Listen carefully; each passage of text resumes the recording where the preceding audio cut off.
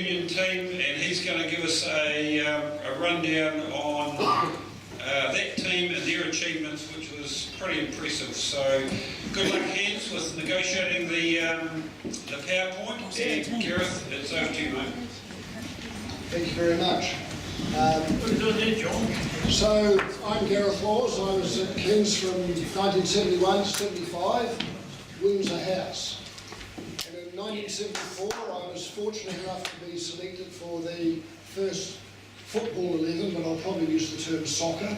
Football's always a bit generic to which part of the world you happen to be in at the time, so I'm happy to use the word soccer. And in 1974 we won the Fletcher Cup. I'll tell you a bit about that later. And so a couple of years ago, as we were shifting from the north back down into the south, you can take the boy out of the south, but not the other way around, I came across my blazer and realised that 2024 would be 50 years since we did that. And so I thought it would be a good idea to try and get a reunion.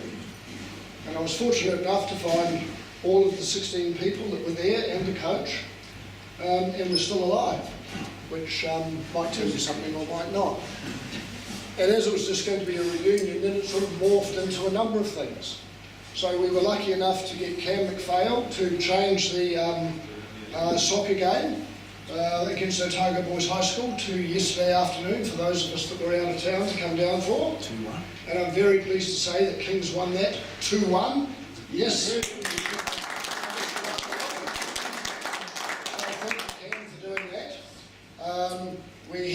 There was no photograph from the 1974 team, so when you look through there's not. So we got a replica strip made and had a photograph this morning with the Fletcher Cup that will now appear in there as some rather old looking 1974 and then we've had this here. So I would like to thank a number of people first of all for that. Glenn Dixon, who was the sporting director last year, as we were working our way through that, helped a lot. Rod Bannister, who's the sporting director now. Cam McPhail we've done. Joe Barnsdale from marketing, who took the photograph this morning for us. Nick, who's just arrived back and very graciously invited us to come to the Wall of Fame meeting this morning. Thank you very much. And thank you to my colleagues from the 74 team for indulging my whimsy of why we should have a reunion. So to those of you who play with round balls, and by which I mean rugby, and what you do with other balls that shape is up to you, what on earth is the Fletcher Cup and why are these guys banging on about it? So the Fletcher Challenge Cup, if we could, next slide please, sir. This is it. So it's a reasonable piece of silver. In fact, for the photograph this morning, when I said, look, can we just have the Fletcher Cup and I'll bring it back to you, they went, no, it needs to come with a chaperone from the Otago Football Association. So that's the Fletcher Cup. Next, please. And so this is a lot of the information is from Norman McCroby, who was also a King's boy, and is now the official, unofficial historian for the Otago Football Association, now called Football South. So the Fletcher Cup, donated by James, later Sir Fletcher, James Fletcher, in 1927, when he was the patron of Otago football. Yes, he is the James Fletcher that set up Fletcher Construction Company. James Fletcher in Scotland, and did his building apprenticeship in Scotland. He was due to go to Canada, but for some reason he got pneumonia and decided to come to Dunedin.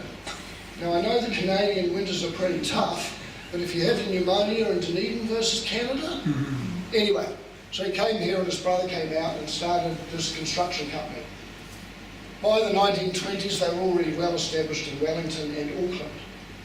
But he donated this cup as the patron of Otago football for the winner of the top Dunedin men's competition in soccer. So in 1920 we had cars, but they weren't exactly every Saturday going to Christchurch or Invercargill to play football.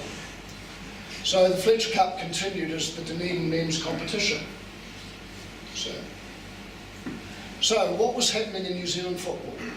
So prior to 1968 in Dunedin, it was still just Dunedin versus Dunedin teams, the Fletcher Cup. In 1968 they started up a league called the Southern League. So the Southern League had Dunedin, Christchurch and Invercargill teams. And the Otago Football Association decided they didn't want, after 40 years, this wonderful piece of silver to possibly be won by Christchurch or Invercargill teams. So they decided to keep the Fletcher Cup still the top Dunedin only grade. So it effectively became the senior reserve grade. In the 1970s, the National League started throughout the country, and there was usually only one or at most two Dunedin teams. So the Fletcher Cup still effectively was still the senior reserve grade. So I thought when we 74 that we were the first team that had won, schoolboy team that had won it at Norman, and when I looked at the cup, the place up the hill did win it in 1970. So from 1970 to the 73 team, before I got in there, finished runners-up. And there were about 8 of the players from the 73 team went to 74. From 74 to 75, about 6 of us carried over to the 75 team, and we won it again. It was interesting that Ray Baker, who was the coach, 74 and 75, said at 75 that probably we won't put a team in for 1975 because we don't think we're going to do very well. But we still won it. So, thank you. Next slide. So, 73, the boys finished runner-up to Grant Sprays. In 74, we won it. We beat Grant Sprays on goal difference. The irony was that the game yesterday was played at Bayfield Park, which was Grant Spray's home ground. 1975, we won it again. We beat Green Island on goal difference. It was a bit of a delayed one because we had to protest that they beat us and they stacked the team with their senior players to beat us. So when the protest was upheld, we got the 3 points and we beat them on goal difference. Probably 2 back then, yeah, thank you, Bill Trump, yeah. And so no schoolboy team has won the Fletcher Cup since then. So we've got 74, 75, 2 out of 3. Yeah. So how was it going prior to this? So this is to Graham Boomer, who was in the team in the 1960s.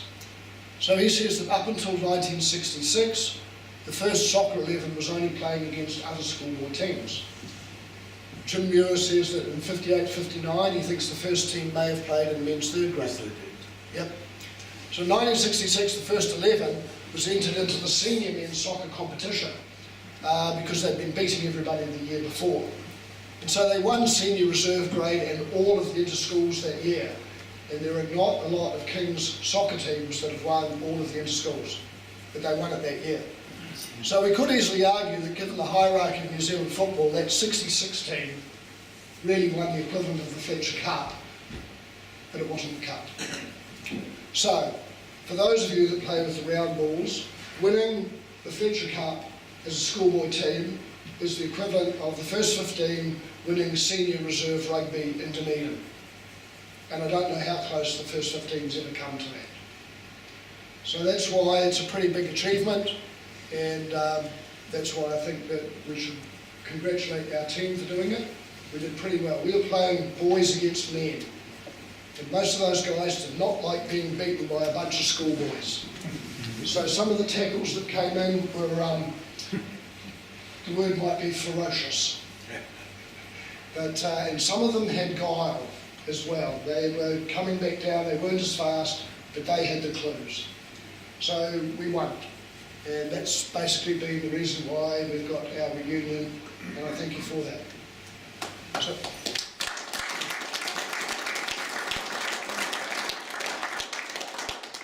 one of the people I really should thank is Chris George, because as part of that he's decided that we should have the soccer as the sport that's being highlighted this year. And as part of that, he thought we should get together and make up what we might call a dream selection. And so I wasn't going to mention the selectors because in this day and age we don't really want to have them bombarded with nasty emails and hate mail and like who the F are they and why did you put them in and not them. But Chris kind of let the ball out of the bag on that one a little bit. However, so we'll go through what we as the selectors felt was the dream selection. And like any selections, there will be bolters, there will be naturally automatic selections, and we will see how you go. I admitted G. Marshall. Yeah, well, Yep, here we go. oh, great, excellent. When we go through, there are some that were sort of automatic selections. So if we could go first of all, please.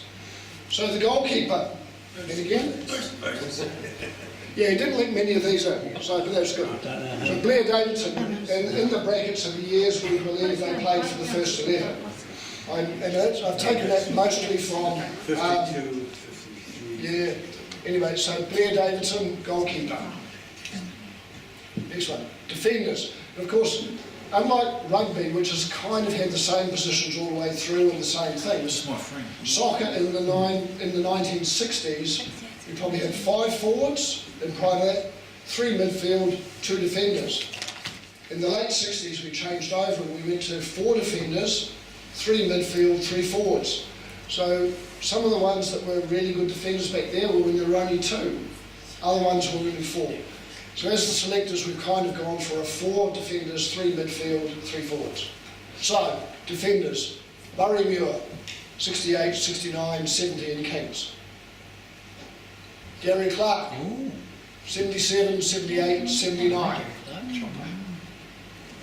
Tim Horner, 98, 99, 2000. And I see Tim has just been coaching a junior team in Ireland.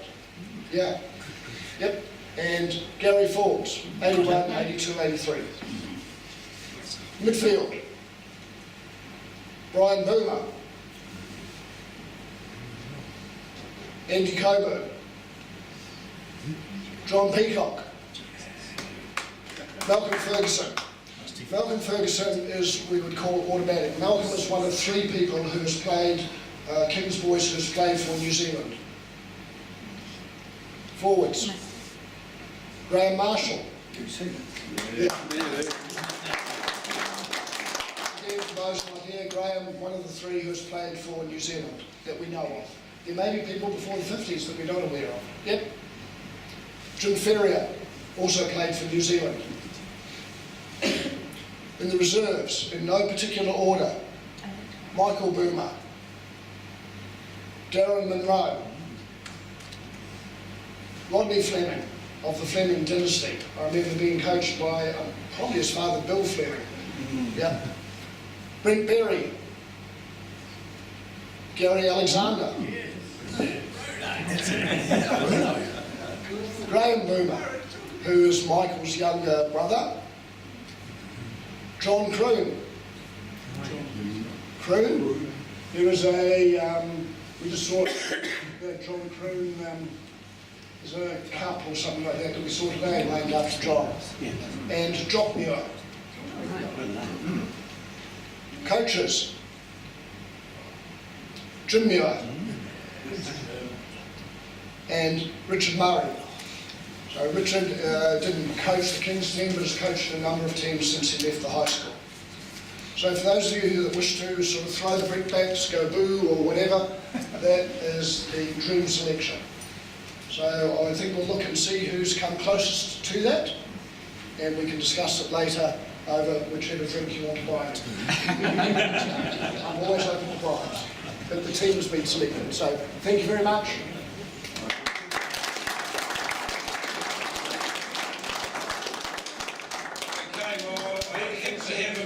Hand the winner of the competition for the Dream Team, and looking at it, he did pretty well. 1, 2, 3, 4, 5, 6, 7, 8, 9 of the selections matched the Dream Team. So the winner of the Dream Team selection is one of the 1974 Fletcher Cup winners, Barry White.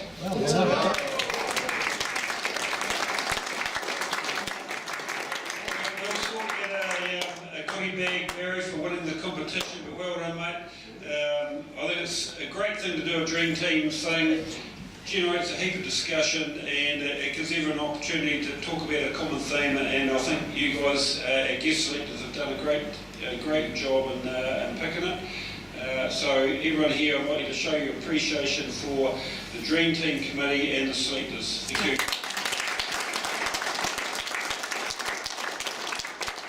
We're going to have a very short toilet break while we get our PowerPoint up for our next guest speaker, Graham Marshall. So go and visit the wee boys room and we'll give you a shout when we're all good to go.